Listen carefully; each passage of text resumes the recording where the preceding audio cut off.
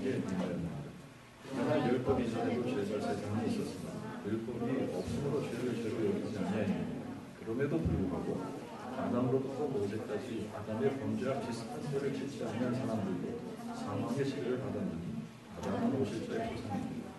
그러나 인자로서는 아니고 은사로서도 역시 그러하니 비록 한 사람의 범죄로 많은 사람이 죽었으나 하나님의 은혜와 한 사람 또 예수 그리스도의 은혜로 말미암은 은사는 더욱 많은 사람에게 넘쳤느니라. 또 범죄한 한 사람에게 의한 것으로서가 아니고 은사로서도 참으로 그러하니 심판은 한 사람에 의하여 정죄함에 이르렀으나 은사는 많은 범죄를 위하여 의롭다 하심에 이르렀다. 비록 한 사람의 범죄로 인하여 사망이 그 한 사람을 통하여 다스렸으나 한 곧 예수 그리스도로 말미암아 은혜와 의의 은사를 넘치게 받는 자들은 더욱더 생명을 누리며 다스립니다. 그러하니 한 사람의 범죄로 모든 사람이 정죄에 이르렀듯이 한 사람이 의로 말미암아 모든 사람이 의롭다 하심을 받아 생명에 이르렀도다. 또 한 사람의 불순종으로 많은 사람이 죄인 되는 것 같이 한 사람의 순종으로 많은 사람이 또한 의롭다 하심을 받았다. 율법이 들어온 것은 범죄를 더하게 하려 합니다. 그러나 죄가 더한 것에 은혜도 넘쳤나니 이는 죄가 지배하여 사망에 이르게 한 것 같이 은혜도 또한 의로서 다스려 예수 그리스도 우리 주로 말미암아 영생에 이르게 함이니라.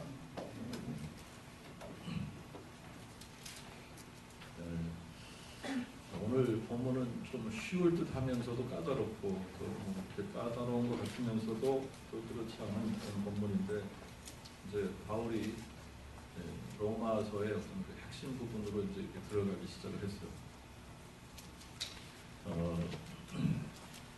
그러면서 이제 오늘 본문을 읽다 보니까 반복되는 단어들이 몇 단어들이 있습니까?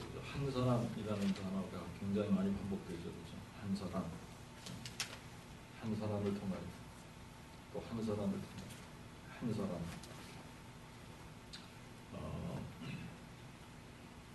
그러면서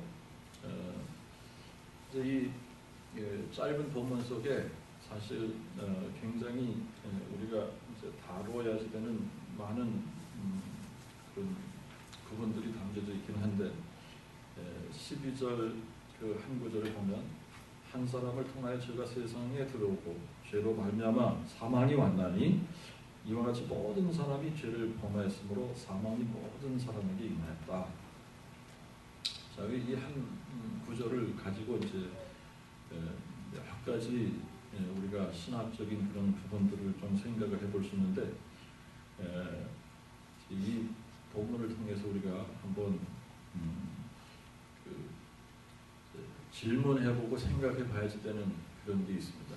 이게 뭐냐면 이제 우리가 과학이 발달하고 여러분들이 이제 거의 대부분이 과학도들인데 이 과학이 발달을 하고 사실 매일매일 사람들이 연구하고 논문을 쓰고 그래서 지식이 이 인간의 지식이 매일 인크리스해요. 그죠? 어떤 미래학자의 의견에 따르면 2020년이 되면 매 75일 주기로 인간의 지식이 더블 된다는 거예요. 그 정도로 지식이 매일매일 증가하고 있어요. 과학이 최첨단 과학이라고 하는 것을 자랑하고 있습니다. 그런데도 불구하고 인간이 자기의 힘으로 풀지 못하는 문제들이 있어요. 그게 뭐냐면 생명과 사망에 관한 문제예요. 생명과 사망에 관한 문제. 이 생명과 사망에 관한 문제를 인간은 자기의 힘으로 스스로 풀 능력이 없습니다. 제가 아주 쉽게 이제 예를 하나 들면 전 세계의 모든 과학자들을 다 동원을 해도 생명을 담고 있는 씨 하나를 만들지 못해요. 이제 인간의 과학이 어느 정도로 발달했습니까? 생명을 복제한다 그러잖아요.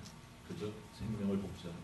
복제까지는 하는지 모르는데 그 생명을 담고 있는 씨를 만들라. 사과씨를 만든다든지 겨자씨를 만든다든지 어떤 생명을 담고 있는 그 씨를 만들어서 그것을 심었더니 생명이 나왔더라. 못 만들어요.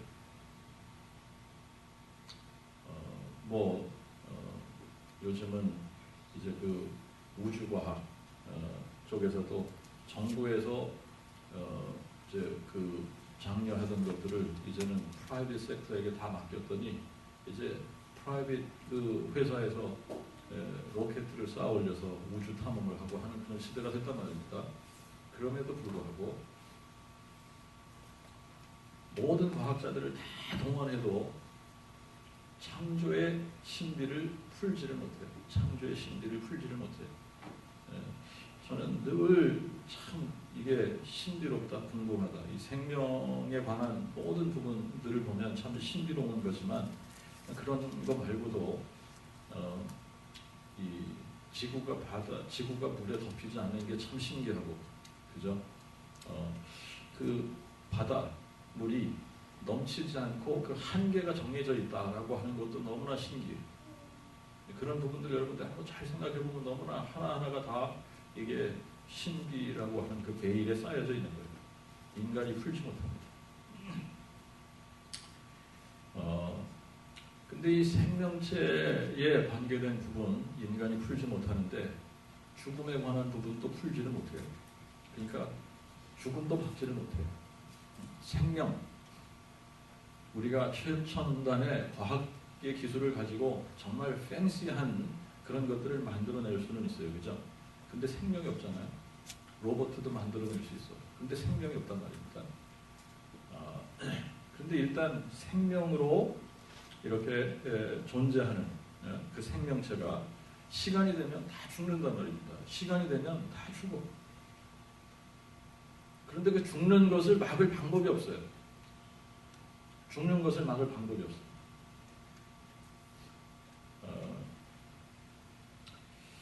그래서 이제 우리가 질문해 봐야지 되는 것이 뭐냐면, 왜 우리가 이렇게 최첨단의 과학 기술, 지식을 가지고도 이런 생명에 관한 이런 신비를 풀지 못하냐? 단순합니다. 이유는 우리가 피조물이기 때문입니다. 우리가 피조물이기 때문에 그 부분은 우리가 풀지 못하는, 우리 넘어서 있는 부분이에요. 풀 수 없어요. 그래서 이제 이 생명에 관한, 죽음에 관한 이 부분에 대해서 우리가 뭔가 답을 얻으려고 한다면 우리가 꼭 가야지 되는 것이 성경입니다. 하나님의 계시의 말씀으로 그래야만 답을 얻을 수 있어요. 그래야만 우리가 이렇게 생명이 이렇게 창조되었구나. 죽음이 이래서 생긴 거구나. 그거 알 수 있는 겁니다. 성경으로 가지 않으면 답이 안 나와요. 근데 이제 문제가 뭐냐면 사람들이 지식을 우상화하는 경우가 있습니다. 지식을 우상화하다 보니까 이제 이 성경은 종교라고 하는 캐테고리 속에 넣어서 이게 이제 성경을 마치 무슨 그냥 어떤 그 우화, 전설, 설화 이런 걸로 취급하려고 하는 사람들이 있단 말입니다. 그런데 여러분들이 창세기를 믿지 못하면, 창세기 1장 하나님께서 천지를 창조하셨다 이 이야기를 묻지 못하면 나머지 부분은 믿을 필요가 없어요. 3장에서 아담과 하와가 범죄했다. 그 부분을 여러분들이 믿지 못하면 나머지 부분은 믿을 필요가 없습니다. 예수님께서 왜 오셨어요? 그분이 십자가에 달리실 이유도 없는 거예요. 자, 이제 오늘 제가 설교 시간에 몇 번 인용을 했던 것 같은데 또 오늘 인용을 해야지 돼요. 근데 이게 참 오늘 이 본문을 생각하면서 이 질문을 생각을 하다 보니까 이게 100만 불짜리 질문이라, 이게 뭐냐면 우리 제임스가 아주 어렸을 때 했던 질문이에요. 아주 어렸을 때 자기가 태어났을 때는 아빠가 있고 엄마가 있고 형이 있고 자기가 있고 4명이 항상 있었어요. 그러니까 걔는 태어나면서부터 항상 4명이 있었던 거예요. 그런데 이제 조금 커서 한 3-4살 됐나 4-5살 됐나 그럴 때 이 사진을 자기가 이렇게 보다가 가족 사진을 보니까 아빠, 엄마, 형만 있거든. 그러니까 얘가 이상했던가 봐. 그래서 이제 질문을 했습니다. 아빠, 나는 어디 있어? 이 질문이에요. 사진을 보면서 자기는 어디 있냐? 근데 이제 여러분 부모들이 쉽게 대답하면 너는 아직 없었어. 아니면 너는 엄마 뱃속에 있었어. 뭐 이런 식으로 대답을 하겠죠. 그죠? 근데 엄마 뱃속에도 없었어 그때는. 그렇다고 해서 제임스가 없었냐라고 하는 질문을 해봐야 되는 겁니다. 이 질문은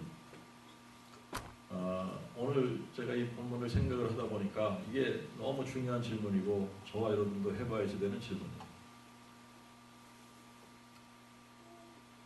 내가 태어나기 전에 나는 없었냐라고 하는 겁니다. 내가 태어나기 전에 나는 없었냐라고 하는 거예요. 그냥 물질적으로 그냥 피지컬하게 답을 하면 나는 없었다 아닙니다. 그죠? 예? 근데 그렇다고 해서 나는 없었냐라고 하는 거예요. 내가 없었던 거냐?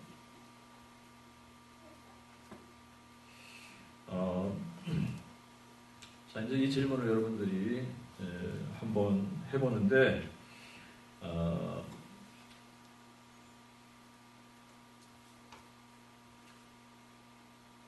내가 있었다. 내가 태어나기 전에 나는 어디 있었냐? 라고 하는 질문은 나한테만 할 질문이 아니라 우리 부모님들에게도 할 질문이에요. 우리 부모님들이 태어나기 전에 그분들은 어디 계셨냐라고 하는 겁니다. 그러면 우리 부모님들의 부모님들은 태어나기 전에 어디 계셨냐라고 하는 거예요.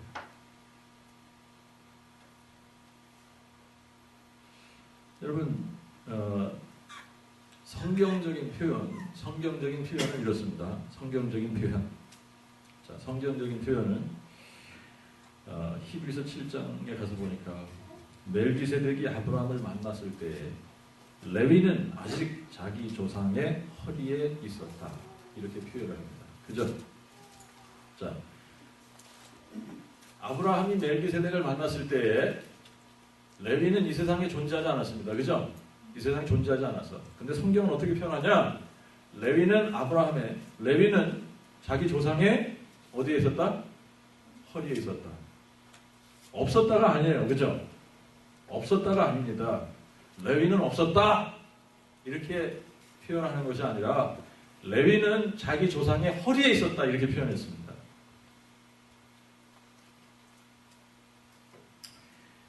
자, 그렇다면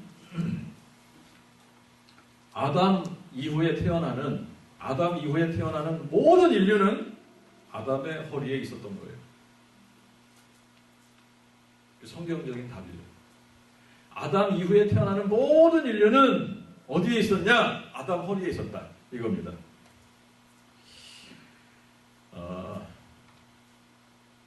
이게 이제 오늘 본문을 풀어나가는데 굉장히 중요한 질문이에요. 내가 태어나기 전에 나는 어디 있었냐? 라고 하는 질문입니다. 우리 조상의 허리에 있었다. 없었던 게 아니에요. 우리 조상의 허리에 있었다. 그겁니다. 이제 우리와 천사들을 비교를 해보면 천사들은 남자 여자가 없습니다. 그죠? 천사들은 남성 여성 이게 없어요. 남성 여성 이런 게 없고 결혼이 있다고 그랬어요? 없다고 그랬어요? 결혼하는 게 없다고 그랬습니다. 결혼하는 게 없어. 남성도 없고 여성도 없고 결혼하는 것도 없기 때문에 뭐가 없어요? 리프로덕션이라고 하는 것이 없어요. 그러니까 이 천사들은 뭐 천사가 또 다른 천사를 낳고 이런 게 전혀 없습니다. 그죠? 성경을 보니까 뭐 천사가 또 다른 천사를 낳더라 이런 거 있어요? 없어요? 없죠? 없어요. 천사들은 그냥 자기 스스로 죄를 졌다 그러면 그냥 자기가 자기 죄를 책임지는 겁니다. 어떤 천사가 다른 천사들을 대표하고 그런 게 없어요. 죄가 유전되고 이러는 게 없어요. 대물림 뭐 이런 게 없습니다. 그러니까 각 천사가 자신에 대해서 책임을 지는 거예요. 이제 지금 이 한 사람의 원리가 이 구원의 도리에 있어서 너무나 중요한 겁니다. 이 구원의 도리를 설명하는 데 있어서 굉장히 중요해요. 한 사람이 모든 인류를 대표한다. 한 사람 안에 우리가 속했다. 이 컨셉은, 이 개념은 이 구원이라고 하는 것을 설명하는데 굉장히 중요한 원리가 돼요. 자, 근데 이제 인류는 다르단 말입니다. 인류는 하나님께서 우리 인류의 조상 아담과 하와를 통해서 재생산하도록 그렇게 하셨어요. 리프로덕션이 있도록 그렇게 하셨어요. 그래서 모든 인류가 아담의 허리에 있었다. 아담의 허리에 있었다. 그래서 아담은 자기를 통해서 태어날 모든 자손들을 대표하는 사람이 되는 겁니다. 그래서 한 사람의 죄를 통해서 그 죄가 세상에 다 퍼지게 됐다라고 하는 겁니다. 자, 그러면 이제 대부분은 여기에 대해서 걸고 넘어져요. 그죠? 잠깐! 하나님이 불공평하다 그러면 왜 아담이 지은 죄 때문에 내가 죄인 취급받아야 되냐? 이거를 아담이 지은 죄, 이거를 우리가 원죄, 이제 신학적으로 원죄 이렇게 부릅니다. 그죠? 근데 사람들이 원죄 이야기를 하면 불공평하다. 아담이 지은 죄 때문에 왜 우리는 그 허리에 있었는데 우리가 그 죄인 취급을 받아야 되느냐? 우리가 왜 죄인이래야 되느냐? 라고 하는 거예요. 내가 왜 죄인이래야 돼? 아담이 죄를 지었는데 이런 질문을 하게 되죠. 그죠? 하게 되는데 이제 여러분들이 또 이런 질문을 해보셔야 돼요. 그러면 무슨 질문이냐면 내가 인류의 조상이었더라면 나는 아담이 지은 죄를 지었을까 안 지었을까? 라고 하는 질문입니다. 만약에 여러분이 인류의 조상 아담의 위치에 있었더라면 여러분은 어땠을까? 라고 하는 거예요. 여러분은 아담이 지었던 그 죄를 지었을까 안 지었을까? 라고 하는 겁니다.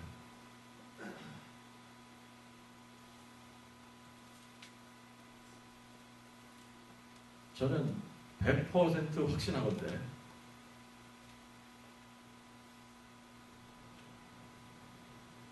저 아니라 이 세상 그 누구를 아담에 있었던 그 자리에 세워놔도 아담이 지었던 죄를 똑같이 지었을 것이다 라고 생각합니다.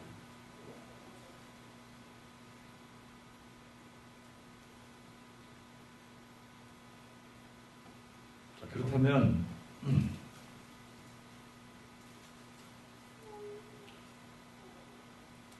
그 자리에 누구를 갖다 놔도 아담이 지었던 그 죄를 지었을 것이다 라고 우리가 생각을 한다면 아담이 지은 그 죄로 인하여 우리가 아담의 죄를 물려받았다라고 하는 데 있어서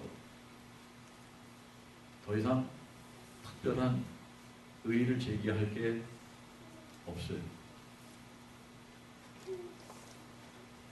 우리도 그 자리에 있었으면 아담이 범죄했던 그 죄를 똑같이 범했을 것이고 그러면 우리도 똑같이 하나님께서 아담에게 내렸던 그 벌이를 받았을 것이고 그 죄의 삭스로 사망은 들어왔을 것이다 라고 하는 겁니다.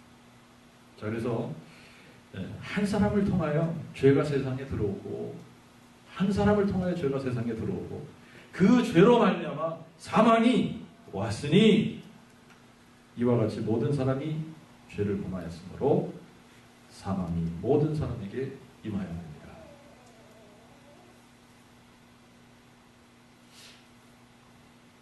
자, 죽음은 죄로 인한 것인데 만약에 죄가 없었다면 죽음은 없었을 거예요. 그죠? 사망은 없었을 거예요. 근데 이 죄의 문제 때문에 사망이 들어왔다라고 하는 겁니다. 그러면 사람이 왜 죽느냐에 대한 질문도 답이 간단합니다. 아담이 죽기 때문에 우리도 죽는 거예요. 아담이 죽었기 때문에 우리도 죽는 겁니다. 아담이 죄를 범했기 때문에 우리도 그 죄 아래 있는 것이고, 아담이 지은 죄로 인해 사망이 왔기 때문에 우리도 그 사망을 경험하는 거고 그래요. 그러니까 우리가 죽는 것은 이유가 하나밖에 없습니다. 죄 때문에 죽는데 우리의 죄 때문에 죽는 것이 아니라 아담이 지은 그 죄 때문에 죽는다라고 하는 겁니다.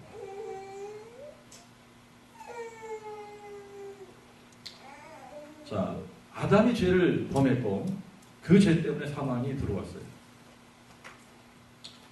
그런데 내가 아담이라도 나 역시 아담이 범한 죄를 범했을 것이고, 그러면 그 죄 때문에 사망이 들어왔을 것이다, 이 얘기를 하는 겁니다. 그러므로 죄와 사망의 문제는, 이 죄와 사망의 문제는 아담의 허리에 있던 모든 인류에게 동일하게 적용이 되는 거예요.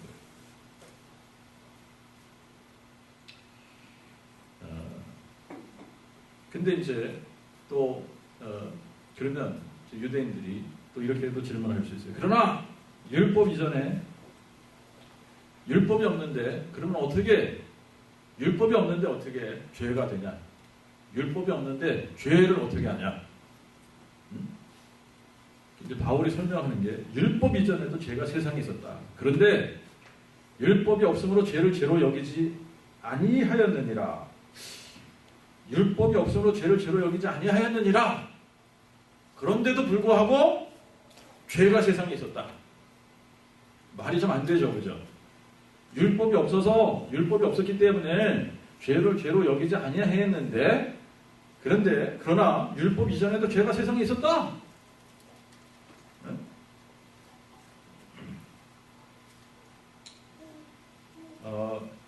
그거 어떻게 하냐 이거예요. 어떻게 하냐?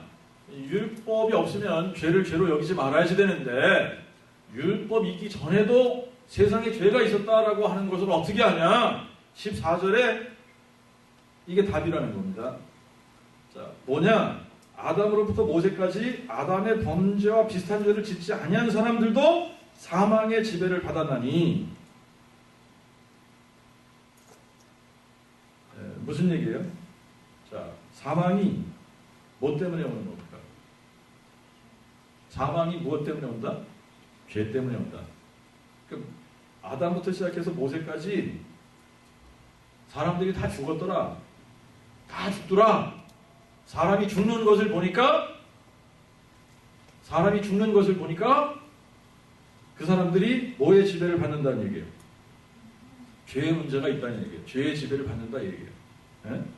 자, 그래서 아담부터 시작해서 모세까지 율법이 주어지기까지 아담의 범죄와 같은 그런 죄를 짓지 않은 사람들도 사망의 지배를 받는 것을 보니까, 사망의 지배를 받는다라고 하는 것은 그들에게도 죄의 문제가 있었다.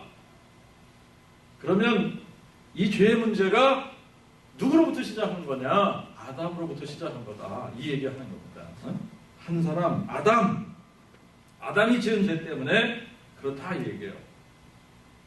이거를 이제 고린도전서 15장에서도 이제 바울이 설명을 했던 부분입니다만, 고린도서 15장에 보면 아담 안에서 모든 사람이 죽은 것 같이 이렇게 말씀해요. 아담 안에서 모든 사람이 죽은 것 같이 아담은 오실 자의 표상이라. 지금 뭘 바울이 설명을 하고자 하는 겁니까? 아담 안에, 아담이 모든 인류의 대표가 됐어요. 그죠? 그래서 아담의 허리에 있었던, 그래서 아담 이후로 태어나는 모든 사람들은 아담 한 사람 때문에 어떻게 된다는 거예요? 죽을 수밖에 없는 거예요. 그 죄로 심판을 받고 정죄함을 받고 죽음에 이른다. 그런데 아담은 오실자의 표상이다. 오실자가 누구예요? 예수님이죠. 메시아죠. 여자의 후손이에요. 자, 아담이 오실자의 표상이다.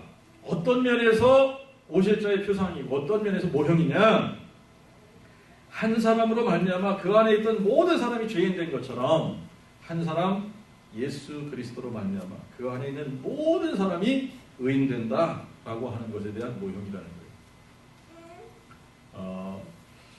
이 원리는 이제 굉장히 중요한 원리예요. 아담 안에서 우리가 죄인 되고 사망의 지배를 받았던 것처럼 우리가 새로운 피조물이 되면 새로운 창조 질서 속에 우리가 속하게 돼요. 근데 새로운 창조 질서 속에 속하게 되면 우리가 아담 안에 있는 것이 아니라 예수 그리스도 안에 있는 새로운 세계에 들어가는 거예요. 새로운 창조 질서에. 자, 누구든지 그리스도 안에 있으면 새로운 뭐라 그랬어요? 피조물이라. 새로운 창조 질서입니다. 새로운 세계, 새로운 왕국에 속하는 거예요. 그래서 이제 우리가 이 새로운 창조 질서 속에 들어가면 더 이상 우리가 아담 안에서 아담이 범죄한 그 질서에 속하는 것이 아니라 예수 그리스도의 새로운 질서 속에 우리가 속하게 되는데 이제 거기는 은혜가 지배하는 것입니다. 사망이 지배하는 것이 아니라 아담 안에 있었던 이 세계는 죄가 지배하고 사망이 지배하는데 우리가 예수 그리스도 안으로 들어가게 되면 여기는 뭐가 지배하냐? 여기는 은혜가 지배하는 데다라고 하는 데입니다. 은혜가 지배. 그래서 예수 그리스도 안에서 그 은혜로 말미암아 우리가 의롭다함을 받는 거예요. 의롭다. 한 분 예수 그리스도께서 하신 바로 그 순종 때문에 그분이 십자가에 죽으시고 우리의 죄의 문제가 해결이 되고 죄사함을 받고 우리가 의롭다 함을 의롭다 칭함을 받고 생명을 얻게 된다. 영생을 누리게 된다. 그래서 아담 안에서 모든 사람이 죽은 것 같이 그리스도 안에서 모든 사람을 살게 하려 하십니다. 이게 이제 이 한 사람의 원리의 중요성이에요. 그러면서 이제 15절부터 21절까지는 아담 안에서와 그리스도 안에서의 이 차이점들을 이렇게 대조하는 겁니다. 컨트라스트 시키는 거예요. 아담 안에서 우리가 이랬었다면 그리스도 안에서는 이런 거다라고 하는 것을 쭉 나열하고 있는 겁니다. 자, 이걸 간단하게 정리하면 이제 15절에 범죄로서가 아니고 은사로서도 역시 그러하니 이는 은사는 범죄와 같지 않다. 그러면서 이제 이 두 개를 이제 컨트라스트하기 시작을 하는 겁니다. 그러면서 한 사람의 범죄는 아담의 범죄를 이야기하죠. 근데 여기서 이 범죄라고 사용된 이 단어가 영어로는 transgression 혹은 trespass라고 그렇게 번역을 했어요. 원어도 약간 다른 원어가 사용이 됐는데 이건 무슨 어떤 의미냐 하면 이제 정도에서 벗어났다, 리밋을 넘어섰다 이 말입니다. 보통 이제 죄 그러면은 하마기야 그래가지고 관역을 맞추지 못했다, 관역에서 빗나갔다 이런 의미로 사용을 했는데 여기서 범죄라고 사용된 이 단어는 특별히 하나님께서 선을 그어놓으셨어요. 선을 딱 그어놓고 너는 여기까지야 넘어오지 마 그랬는데 거기 넘어갔다 이 말입니다. 트레스패스 했단 말이에요. 넘어가지 마십시오.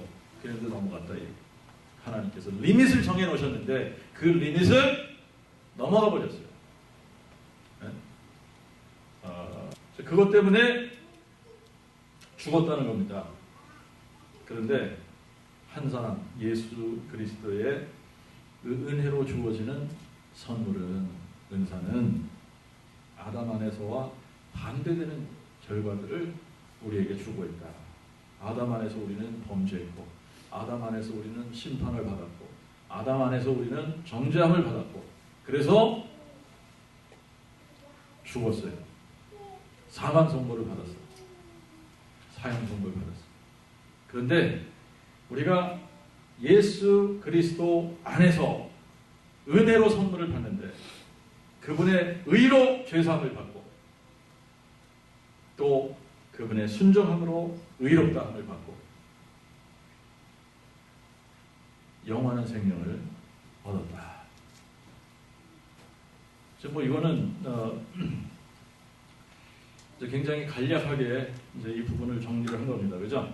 자, 그러면 이제 여러분들이 또 무슨 질문을 해봐야 되느냐면, 그래요. 그러면 죄의 문제가 해결됐어요. 그러면 왜 우리가 그래도 죽는 겁니까? 아니, 죄의 문제가 해결되면 죽어야지 돼, 말아야 돼? 죽지 말아야 돼.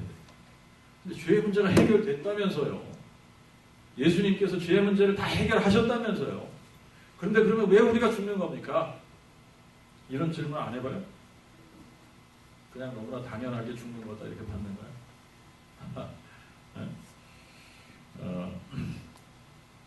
자, 우리는 새로운 질서 안에 들어왔다 그랬죠. 예수 그리스도 안에 들어오면, 자, 이제 아담 안에 있으면 아담이 우리의 본복이라 아담이 우리를 대표하는 거야.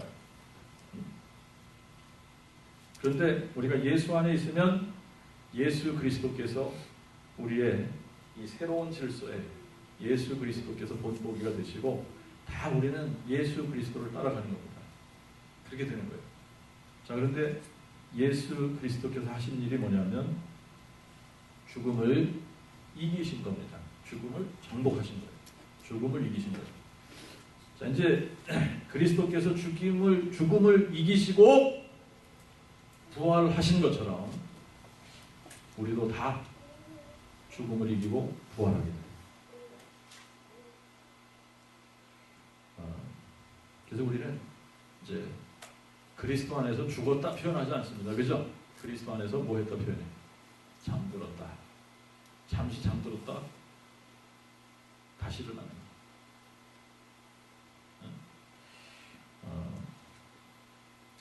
아담 이후에 모든 사람에게 죄가 다스리고 사망이 왕노릇했는데,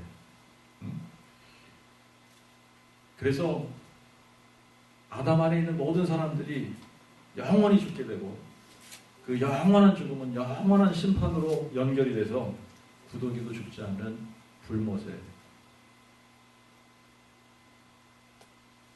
떨어지게 되는데, 우리가 예수 그리스도 안에 있게 되면 완전히 새로운 왕국, 새로운 질서 속에 우리가 들어가기 때문에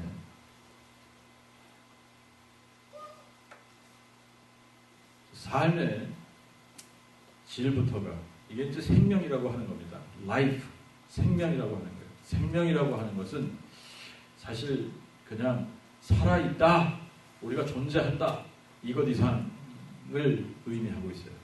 이것 이상은, 이것 살아있다, 우리가 뭐 살아있다 그래서 생명을 가지고 있다 이런 이야기가 아니라 우리가 생명을 가졌다, 삶을 산다라고 하는 것은 이제 이게 이제 그 생명력을 가지고 우리가 어떻게 살아가느냐의 문제까지도 이야기하고 있는 거예요.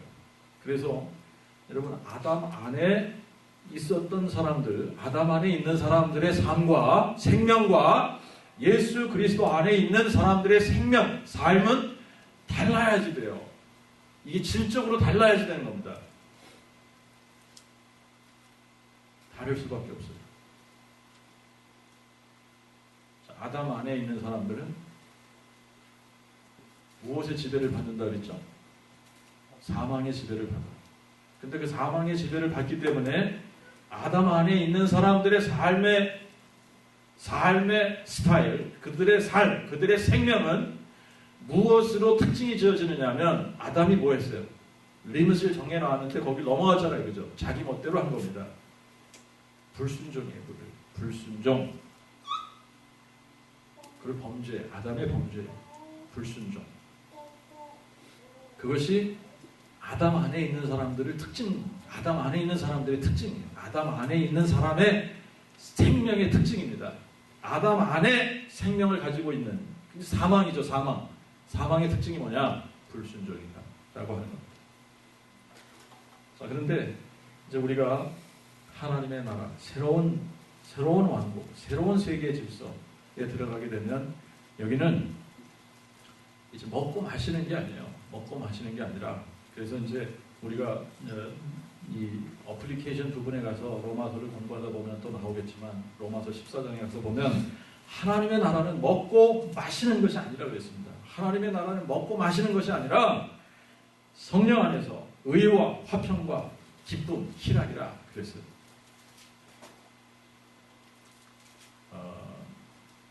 자, 우리가 이제 예수 그리스도 안에서 의롭다함을 받습니다. 그죠? 의롭다함을 받으면 그 다음에 지금까지 우리가 배운 내용이 뭐예요? 의롭다 칭함을 받고 나서 하나님과 화목하게 된다 그랬잖아요. 그죠? 응? 하나님하고 화목하게 된다. 우리를 justify, 믿음으로 하나님께서 우리를 justify 해주시면 우리에게 뭐가 생겨요? righteousness. 하나님의 의의가, 예수 그리스도의 의의가 우리에게 적용되고 나면 그 다음에 이제 생기는 것이 뭐예요? 하나님과 우리 사이에 peace, 화목이 생기는 겁니다.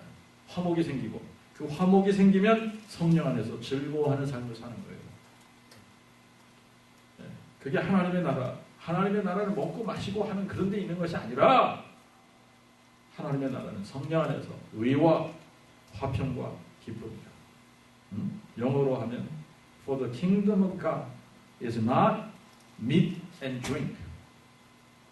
그렇죠. 그러나 but righteousness and peace and joy in the Holy Ghost.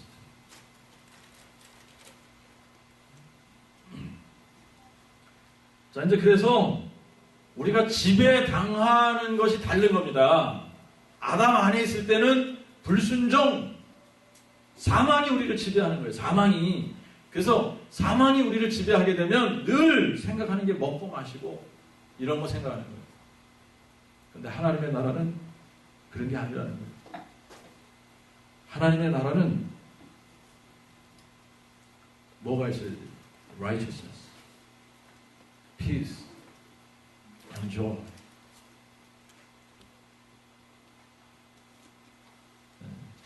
그래서 우리를 지배하는 것이 다르기 때문에 예수 그리스도 안에서 우리의 삶이 달라질 수밖에 없는 거예요. 왜? 생명이 우리를 지배하는 것이 다르기 때문에.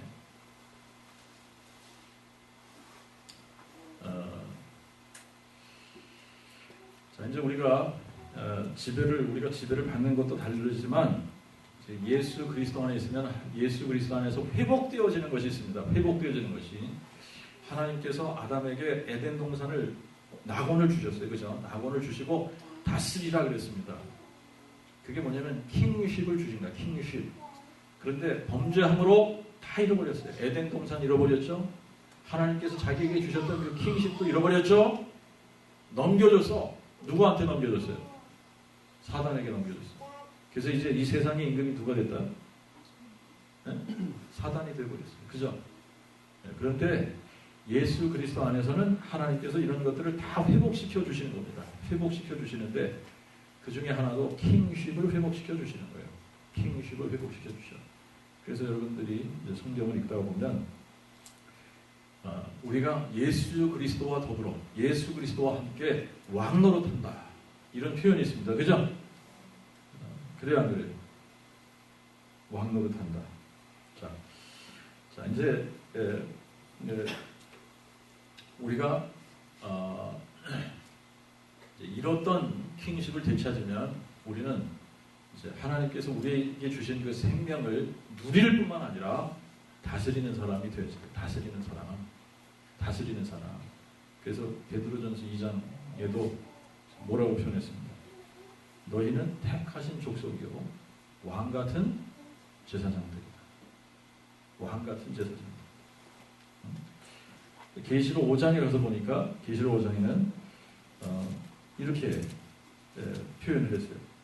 일찍 죽임을 당하사 각 족속과 방언과 백성과 나라 가운데서 자신의 피로 우리를 사서 하나님께 드리시고 우리로 우리 하나님 앞에 왕들과 제사장으로 삼으셨으니. 우리를 뭘로 삼으셨다? 왕들과 제사장. 왕. 제사장으로 삼으셨다는 거예요. 그래서 우리가 땅에서 다스리리로다 그랬습니다. 근데 이제 이게 언제 우리가 땅에서 다스리게 되냐라고 하는 거죠. 계시록 20장에 가서 보니까 언제 우리가 그리스도와 함께 다스리게 되냐, 예수의 증거와 하나님의 말씀을 인하여 목배임을 받은 자들의 혼들과 짐승과 그 우상에게 절하지 않고 그들의 이마와 손에 짐승의 표를 받지 아니한 자들이 살아서 그리스도와 함께 1000년 동안 다스립니다.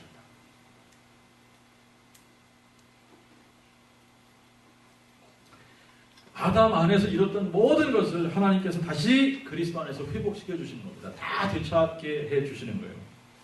그러면서 더욱더 풍성하게 받고 누리게 하시는 겁니다.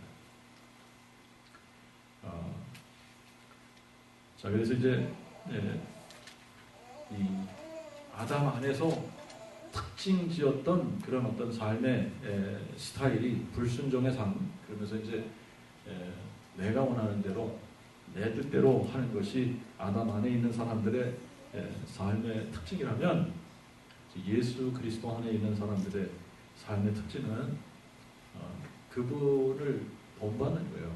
그런데 그분이, 예수님께서 어떻게 사셨냐? 빌립보서에 보니까 죽기까지 어떻게 하셨다? 복종하셨다. 죽기까지 복종하셨다. 죽기까지 복종하신, 죽기까지 순종하신.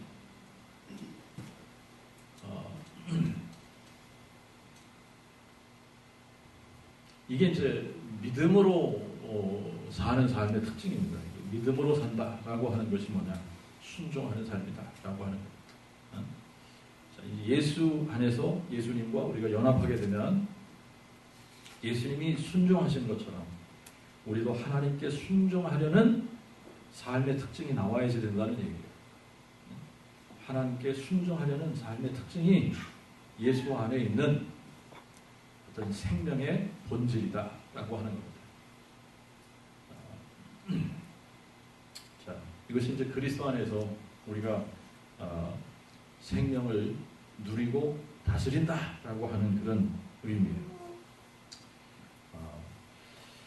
우리가 아담의 후손으로 태어나는 것은 사실 우리의 능력으로 뭐 어떻게, 우리의 힘으로, 우리의 선택으로 뭐 어떻게 할 방법이 없어요. 그죠? 그냥 우리가 아담의 허리에 있다가 다 아담의 후손으로 태어난 겁니다.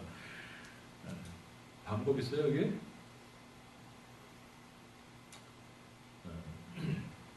그런데 예수님께서 오셔서 니고데모에게 이런 말씀을 하셨습니다. You must be born again.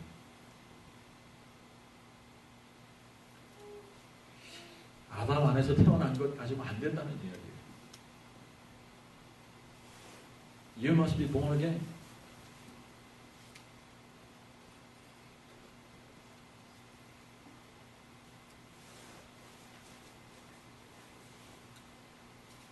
아담 안에 있으면 아담이 범죄한 그 죄로 인해 우리도 동일한 죄예요. 그래서 범죄함 때문에 우리도 정죄함을 받고 심판을 받고 사망에 이르게 되는데, You must be born again. 그래서 다시 태어나야 된다. 다시 태어나야 된다. 그렇지 않으면 하나님의 나라를 볼 수 없다는 거예요. 다시 태어나지 않고는 하나님의 나라를 볼 수 없다. 자, 이제 다시 태어나면 어떻게 되냐? 다시 태어나면 모든 것을 리버스 시킬 수 있어요. 다시 태어나게 되면 모든 것을 뒤바꾸는 겁니다. 그죠? 아담 안에서 있었던 불순종부터 시작해서 정죄함 받는 것, 심판 받는 것, 사망에 이르는 것, 이게 다 리버스가 되는 거 아니에요. 그죠? 그래서 우리가 어떻게 돼요? 의롭다함을 받고 심판에 이르지 아니하고 사망에서 생명으로 옮기는,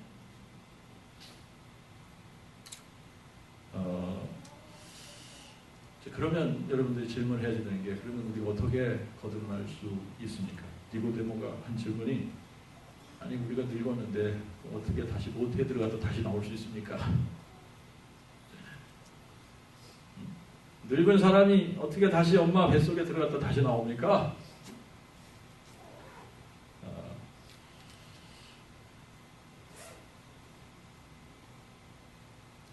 자, 거듭나는 것은 우리가 다시 아담의 자손으로 다시 거듭나는 게 아니잖아요. 그렇죠?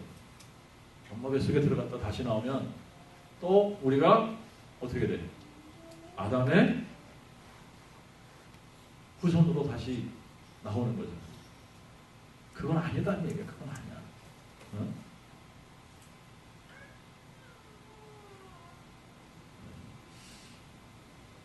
이게 이제 전수 성경에만 있는 건지 아니면 이게 이제 킹 제임스에도 없어서 조금 의아하게 생각하는 부분이긴 한데,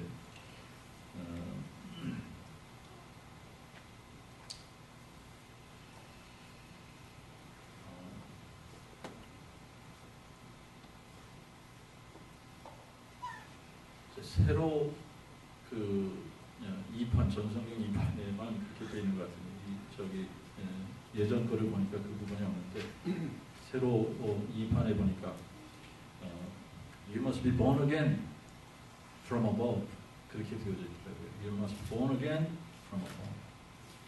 위로부터 거듭나야지 된다. 이제 뭐 어쨌든 이제 우리가 거듭나야지 된다. 거듭나야지 된다. 라고 하는 거. 이제 그러면 저와 여러분들이 질문해 봐야지 되는 게 뭐냐면, 우리가 어떻게 다시 태어날 수 있냐? 다시 태어나는 방법이 있냐? 라고 하는 거예요. 다시 태어나는 방법이 있냐? 자, 성경은 이 부분에서 이렇게 우리에게 답을 주고 있습니다. 자, 너희가 거듭난 것은 썩어질 씨로 된 것이 아니요 썩지 아니할 씨로 된 것이니 곧 살아계시고 영원히 거하시는 하나님의 말씀으로 되었느니라. 그런데 이 살아있고 영원한 하나님의 말씀이 뭐냐? 너에게 전한 복음이다 라고 하는 겁니다.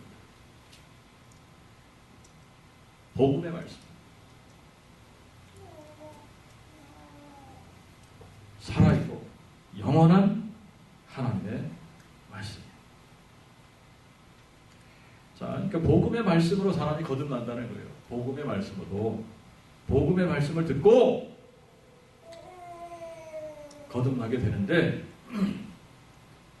요한복음 1장의 표현으로 하면 그 복음의 말씀을 듣고 자기 자신이 죄인인 것을 깨달으면 뭐 해야지 되느냐 하면 예수님을 영접하는 겁니다.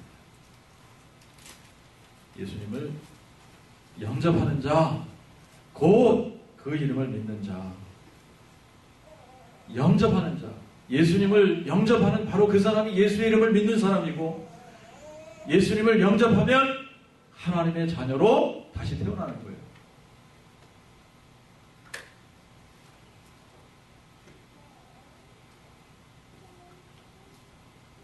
거듭나는 거예요.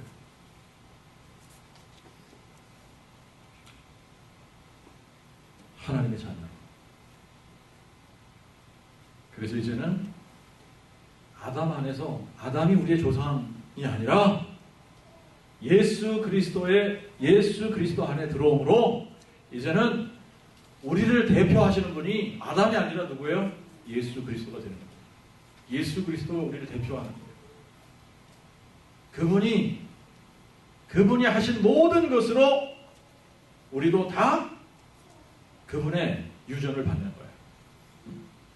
그래서 그분의 의로 우리도 의롭다 칭함을 받는 것이고, 그분이 죽었다가 부활하신 것처럼 우리도 마지막 때 어떻게 돼요? 다 부활하게 되잖아요. 그죠? 이 아담 안에 있던 내가 예수 그리스도 안에 있는 자로 다시 태어나는 것. 이것은 복음을 듣고 자기가 죄인임을 깨닫고 인정하고 죄로부터 돌이키는 겁니다. 죄로부터 돌이키는 것은 이제 더 이상 아담 안에서 아담이 선을 넘어가서 자기 멋대로 살았던 그런 삶을 사는 것이 아니라 이제는 예수님을 뭘로 영접하는 거예요? 예수님을 자기의 삶에 자신의 메시아 영접하는 거예요.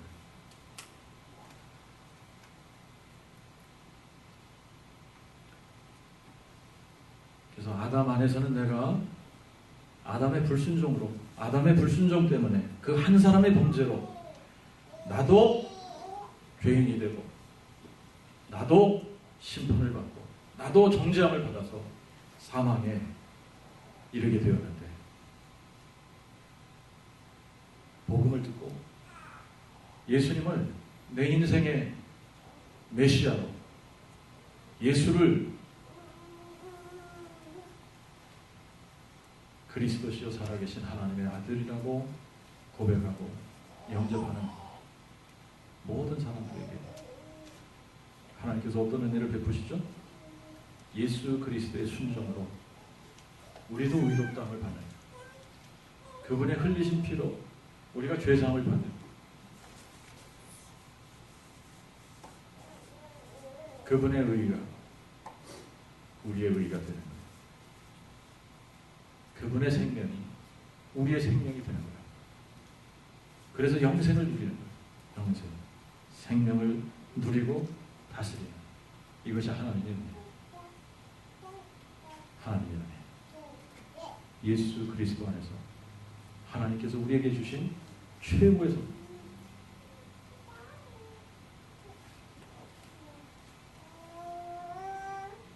이것이 저와 여러분들의 삶 속에서 삶으로 표현되어지고 드러나서, 그래서 정말 우리 안에 예수의 생명이 있다,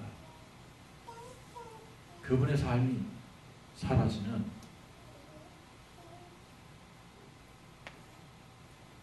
특징이 뭐라 그랬어요?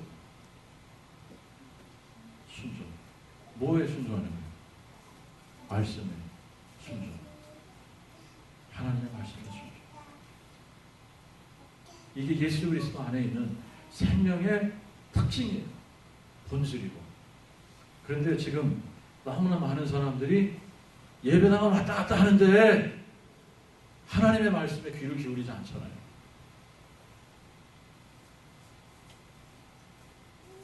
수많은 사람들이 예배당을 왔다 갔다 하는데 하나님의 말씀을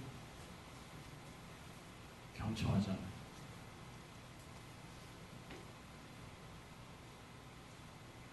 근데 어떻게 순종하래요? 그죠? 듣는 데서부터 시작해야 될까요? 읽는 데서부터 시작해야 될까요?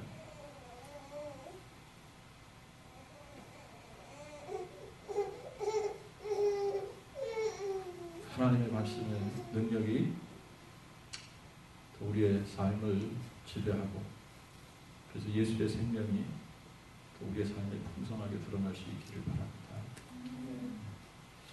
하나님 아버지, 참으로 우리에게 베푸신 그 하나님의 은혜,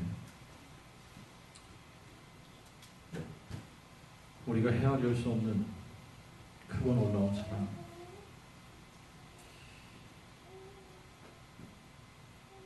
아버지 하나님, 그 구원의 감격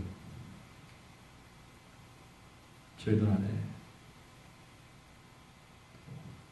회복시켜 주시고, 그래서 날마다 하나님께서 예수 그리스도를 통해서 우리에게 보여주신 그 은혜와 사랑에 감격하며 살아갈 수 있게 도와주시옵시고, 그리스도의 생명이 나를 지배함으로 말미암아 하나님의 말씀에 순종하는 사람들이 될 수 있도록 은혜를 베풀어 주시옵소서. 이제는 더 이상 우리가 아담 안에 있는 사람들이 아니라 예수 그리스도 안에 있는 사람들임을 말로만 고백하는 것이 아니라 우리의 삶으로 이 생명력이 드러나고 그래서 우리 하나님을 영화롭게 하는 저희 모두가 되도록 은혜 베풀어 주시옵소서. 예수님의 이름으로 기도하옵나이다. 아멘. 자, 우리